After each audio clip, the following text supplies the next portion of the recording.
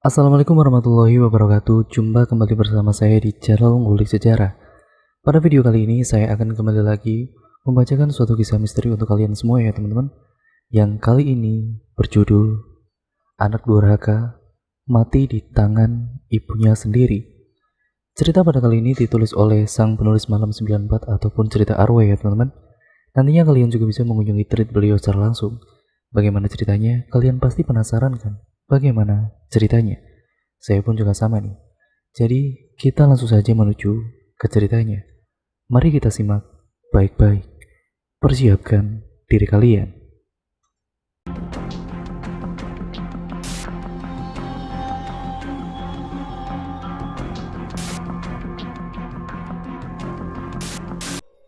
Sore itu Mama bersiap-siap untuk pergi ke acara reuni sekolah SMP yang diadakan di sebuah hotel. Kala itu Mama terlihat cantik dan sangat berantusias. Duh, gak sabar nih.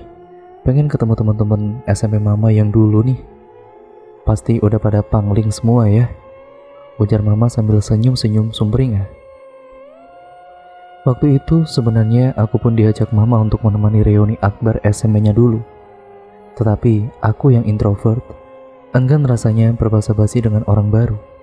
Hingga akhirnya aku hanya mengantar Mama ke hotel dan akan menjemputnya kembali jika sudah selesai acara reuni SMP. Sekitar 3 jam berlalu, HP-ku kemudian berdering. Terlihat panggilan dari Mama. Segera aku angkat telepon. Benar dugaanku, Mama minta kembali dijemput di tempat yang sama saat diantarkan. Ketika dalam perjalanan Mama ini berujar, Sel, nanti jangan langsung masuk ke dalam kamar dulu ya. Ada yang mau Mama cerita ini, ucap Mama. Apaan tuh mah? Pasti Mama mau ceritain waktu tadi reunian ya? Jawabku dengan datar. Iya, tapi nanti aja deh pas di rumah, biar enak ceritanya. Jawabnya sedikit memberi rasa penasaran. Sesampainya di rumah, segera Mama bersih-bersih dan berganti pakaian. Aku yang sedari tadi masih ditahan Mama untuk tidak langsung ke kamar tidur, diminta untuk duduk dan menyimak cerita baik-baik di ruang keluarga. Nih, sekarang Mama mau cerita. Tadi di reuni Mama ketemu teman lama Mama, si Rohayah. Sekarang jadi gemuk banget deh. Badannya sehat gitu, ucap Mama sambil mengenyitkan mata mencoba untuk mengingat-ingat. Bentar. Ini kok malah gibahin body orang sih mah? Kalau gak penting, aku ke kamar aja lah, ucapku memotong pembicaraan. Iya, bukan. Maksudnya Mama tuh mau ngomongin cerita si Rohaya ini loh kepada kamu, tapi malah keceplosan kemana-mana. Seloroh Mama sambil tertawa. Mama kembali bercerita, kini mukanya menjadi lebih serius. Rohayah adalah teman sewaktu Mama SMP. Setelah lulus SMP, Rohayah pindah ke Bandung dan Mama pindah ke Jakarta. Sesekali mereka hanya bertukar kabar melalui surat. Karena kecanggihan telekomunikasi belum seperti sekarang, Rohayah dan juga dirinya sempat kehilangan kontak satu sama lain. Rohayah bercerita masa-masa SMA dahulu dengan bahagia ia lewati. Di SMA itulah ia berjumpa dengan pujaan hatinya yang tidak lama kemudian menjadi suaminya yang sebut saja namanya Deden. Rohayah dan juga Deden memutuskan untuk mantap menikah setahun setelah kelulusan SMA. Karena orang tua Deden yang kaya, mudah bagi Deden dan juga Rohayah mendapat kepercayaan untuk diberikan modal usaha. Modal usaha itu pun mereka putarkan untuk berbisnis butik pakaian di kota Bandung. Kita tahu bahwa Bandung adalah pusat fashion kala itu. Banyak sekali butik-butik pakaian yang berjejer di sepanjang jalan kota Bandung. Dan itulah sebab yang membuat usaha bisnis butik Rohayah dan juga Deden berhasil meraup untung. Banyak pembeli yang puas dengan barang yang dijual Deden dan juga Rohayah. Selain karenanya harganya yang murah dari butik-butik sekitarnya, kualitas bahan pakaiannya pun benar-benar bagus. Kebahagiaan mereka berdua kini ditambah dengan kehadiran dua anak kembar laki-laki. Mereka menamai sang kakak dengan nama Yadi dan sang adik yang bernama Yusuf. Karena sudah dikaruniai oleh dua buah hati, Rohaya hanya fokus di rumah menjadi ibu rumah tangga. Ia tidak bisa lagi membantu sang suami menjaga toko atau sekedar mempersiapkan barang dagangan baru jika stok sedang kosong. Rohaya sangat menikmati perannya sebagai ibu. Ia terus merawat dan juga membesarkan kedua putra kembarnya tanpa ia beda-bedakan kasih sayangnya. Hingga ketika sang anak beranjak mulai dewasa, Rohaya merasa kedua sifat putranya ini walaupun kembar namun sangat bertolak belakang. Jadi kakaknya adalah anak yang paling aktif, pemberani dan cenderung juga nakal. Sedangkan adiknya Yusuf cenderung pendiam dan juga penurut. Dari kecil Yadi memang sering membuat Rohaya jengkel. Sifat nakal yang dominannya itu membuat seringkali sang adik menangis.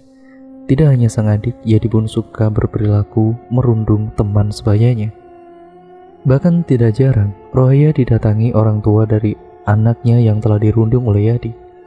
Rohaya sendiri tidak mengerti mengapa sifat anak kembarnya sangat jauh bertolak belakang. Lambat laun, sifat yang ada dalam diri Yadi semakin membuatnya dikenal sebagai anak yang sangat nakal. Yadi yang beranjak remaja, dikenal kini suka bermabuk-mabukan dan juga berjudi. Sedangkan adiknya fokus mencari ilmu dan bisa dibilang sang adik sangat berprestasi dalam bidang akademis. Singkat ceritanya, ketika Yadi berulang kali dikeluarkan dari sekolah, ia meminta kepada ibunya untuk tidak meneruskan sekolah. Menurut Yadi, ia hanya ingin mengikuti jejak sang ayah menjadi pedagang pakaian. Karena keinginan Yadi yang kuat, akhirnya sang ayah dan juga ibu memodalinya untuk membuka butik pakaian yang tidak jauh dari tempatnya.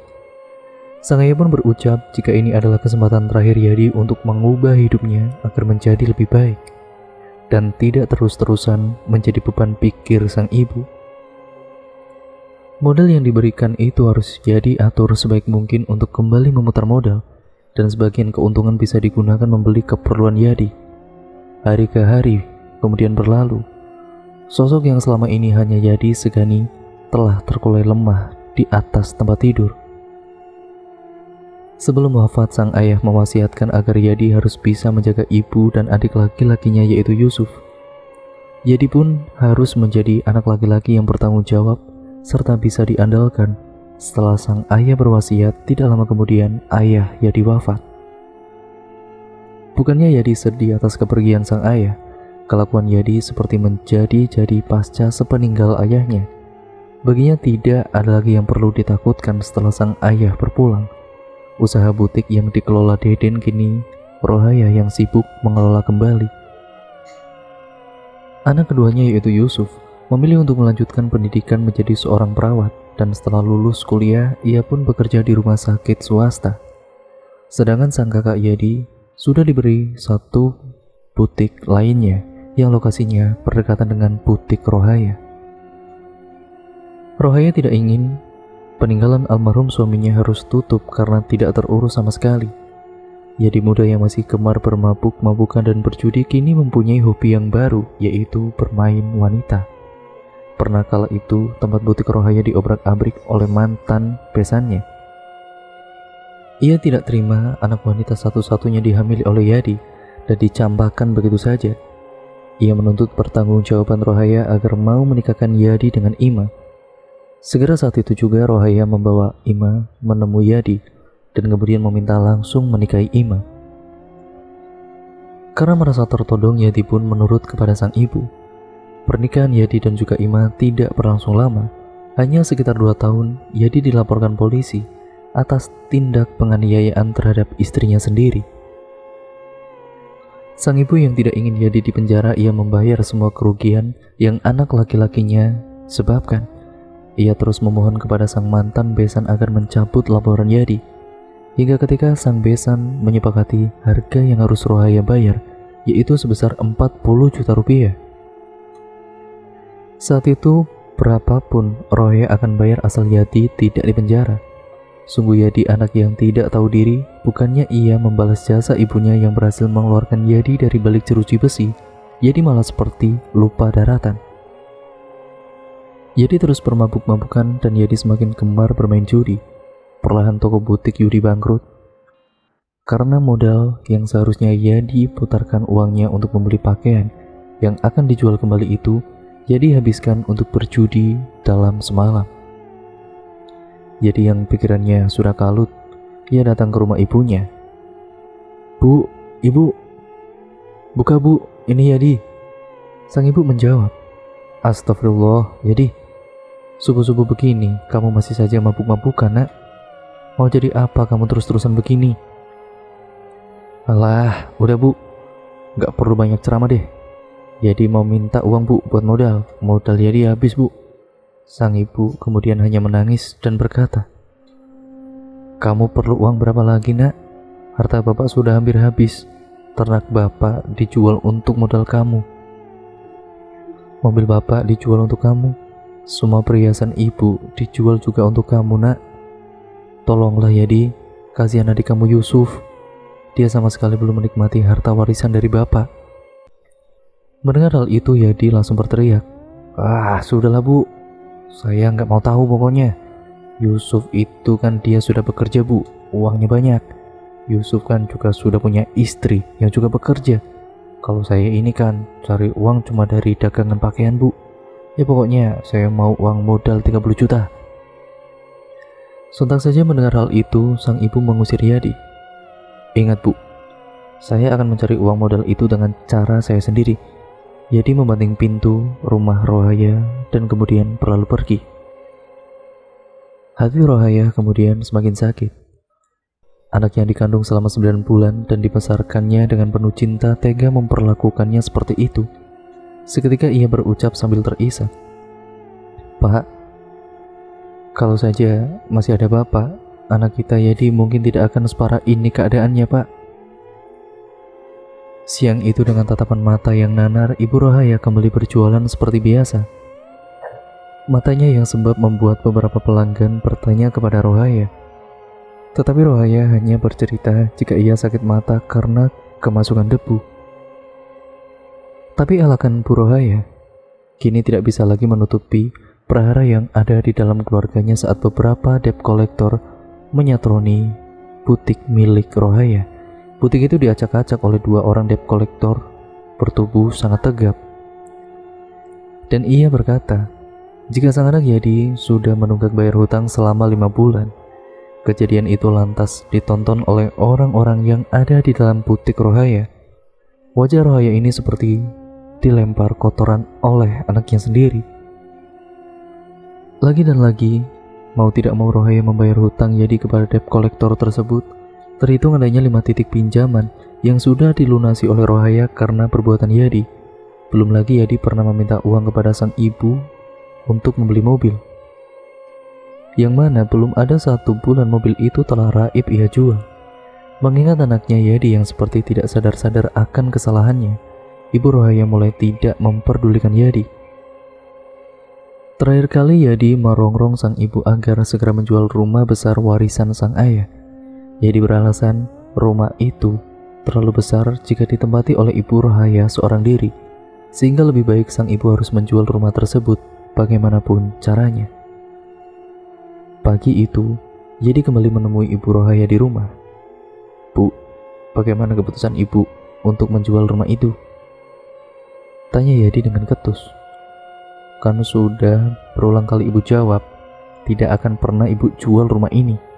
Cuma ini sisa satu-satunya yang harus ibu pertahankan untuk adikmu Yusuf." Mendengar hal itu, memuncaklah nafsu amarah Yadi. "Alah, Yusuf terus. Yusuf terus lagi yang selalu ibu pikirin," jawab Yadi sambil melempar barang di sekitarnya. "Kan memang nyatanya kamu sudah banyak menghabiskan uang bapak dan juga ibu. Apa kamu belum puas, jadi membuat ibu selalu saja tertekan? Kamu bunuh saja ibu sekalian Yadi," teriak Rohaya dari dapur sambil membuatkan teh untuk anaknya. "Alah bu, kalau di negara ini membunuh orang tidak dipenjara. Orang pertama yang akan Yadi bunuh ya ibu," jawab Yadi dengan ketus. Sontak ucapan sang anak yaitu Yadi membuat Ibu Rohaya menjadi gelap mata. Ia kemudian mencari golok, yaitu golok daging yang tersimpan di dalam rak. Diasahnya golok itu dan seketika Bu Rohaya yang emosi menancapkan golok besar itu ke belakang kepala Yadi. Dan seketika golok itu menancap membelah sampai ke dalam tengkorak kepala Yadi. Badan Yadi kemudian bergetar hebat, menggelepar kejang-kejang. Matanya melotot, kedua bola matanya menghadap ke atas, mulut, telinga, dan hidungnya kini mengeluarkan darah segar. Mati kamu anak durhaka. Tidak ada lagi penalu yang harus ibu basmi di dunia ini. Daripada ibu yang harus mati di tanganmu, lebih baik kamu yang mati di tangan ibu sendiri, ucap Rohayati dengan dingin. Seolah tidak ada rasa penyesalan melihat jenazah anaknya terkapar tidak bernyawa, Rohaya yang sudah diliputi rasa benci. Sang ibu itu dengan tega mengubur jasad sang anak di pekarangan rumahnya. Sebilah golok masih menancap di kepala Yadi, dan agar membuang barang bukti, Rohaya sengaja tidak melepas golok itu dari kepala Yadi dan langsung dikuburkan bersama jasadnya. Sambil mengubur anaknya itu berkali-kali Rohaya mengumpat, "Mati kamu anak durhaka." Setelah puas Rohaya membantai darah dagingnya sendiri dan kemudian menguburkannya, ia kemudian melanjutkan aktivitasnya seperti biasa, hingga ketika malam hari Rohaya ingin tidur, ia diganggu oleh suara-suara misterius yang kemudian menggema di telinganya.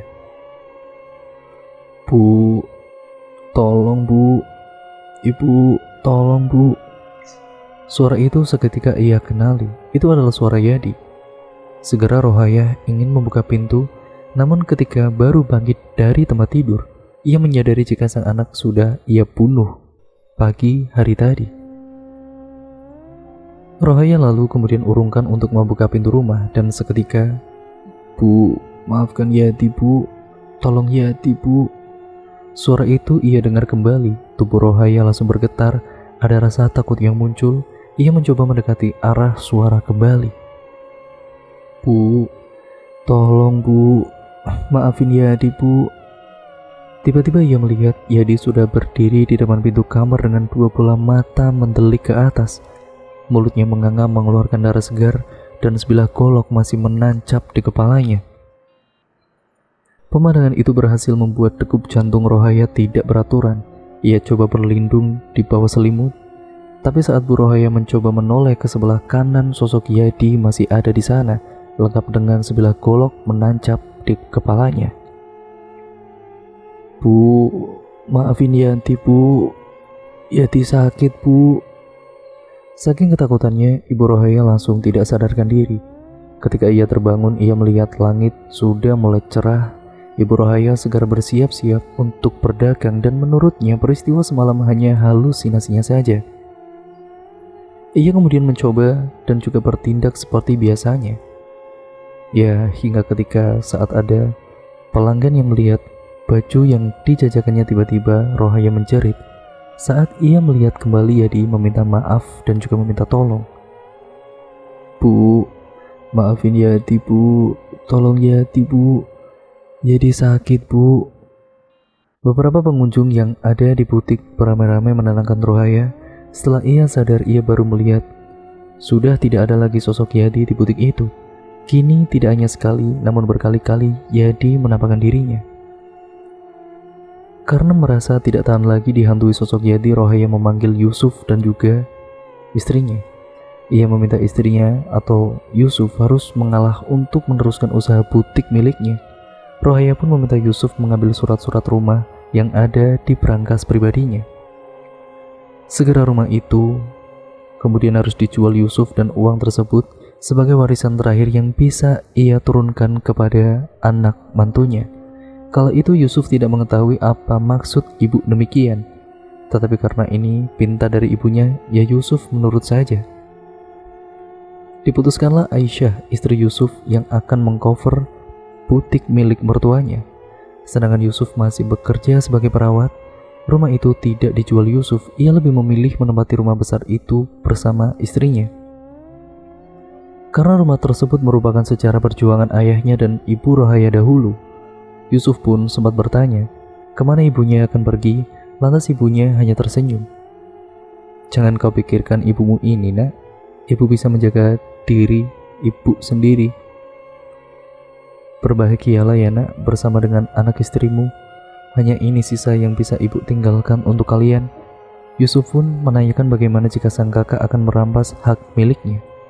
Purahaya hanya menggelengkan kepalanya dan juga tersenyum. Ia sudah mendapatkan pula bagiannya. Itu adalah milikmu. Ibu Rohaya pun kemudian pamit undur diri. Ia tidak mau diantar oleh Yusuf. Yusuf yang heran dengan tingkah laku ibunya mengikutinya dari belakang kemana langkah Ibu Rohaya pergi. Dan saat itu Yusuf kaget karena si ibu masuk ke kantor polisi. Si ibu yang tidak tahu anaknya Yusuf mengikuti dengan tenang menyerahkan diri dan bercerita kepada polisi. Tidak ada penyesalan di wajah Ibu Rohaya. Semua pengakuan pembunuhan keji itu mengalir dari bibirnya seketika ia diborgol dan dibawa masuk ke dalam tahanan. Yusuf yang sangat terpukul jika ibu yang ia sayangi harus merasakan dinginnya hotel Prodeo, mengupayakan apapun agar memperingan hukuman ibunya.